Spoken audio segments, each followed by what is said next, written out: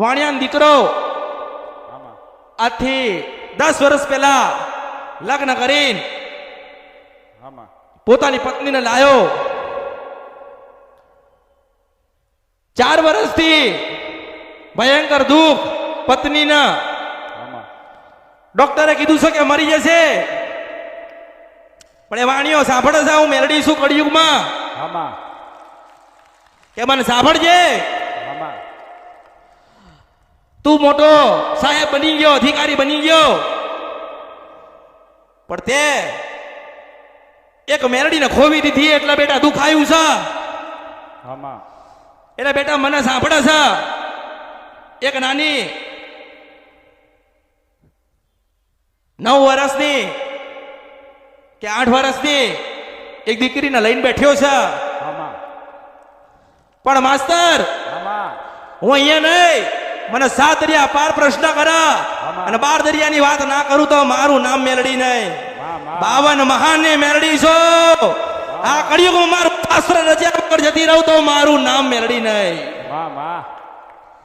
પણ ભણ્યો ગણ્યો, વર્ષે 25 લાખ કમાતો થયો એટલે મેલડીને ભૂલી ગયો. અને પટેલ મેલડીને ભૂલી જાય, એના ખરબા રૂપિયા મારા જોડીમાં લઈને ના નીકળી જાઉં તો મારું નામ મેલડી નહીં. મારો ભાવિક, મારા ઉપર શ્રદ્ધા રાખવા વાળો જે કોઈ હશે એને સામથી હું મેલડી બતાવીશ. પહેલી વખત આવ્યો છે એટલે વિચાર કરતો હોય પટેલ મેલડી મળશે કે નહીં મળે.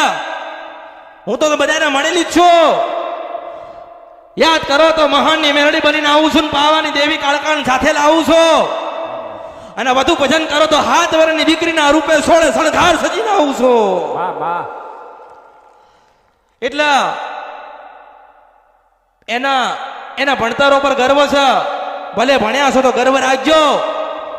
ભણી ગયા, ગણી ગયા, લાખો રૂપિયા આવી ગયા, પણ આજે કોઈ નવું જીવન આલવા વાળું વર્ષે 20 લાખ કમાય છે માસ્તર, પણ નવું જીવન મળતું.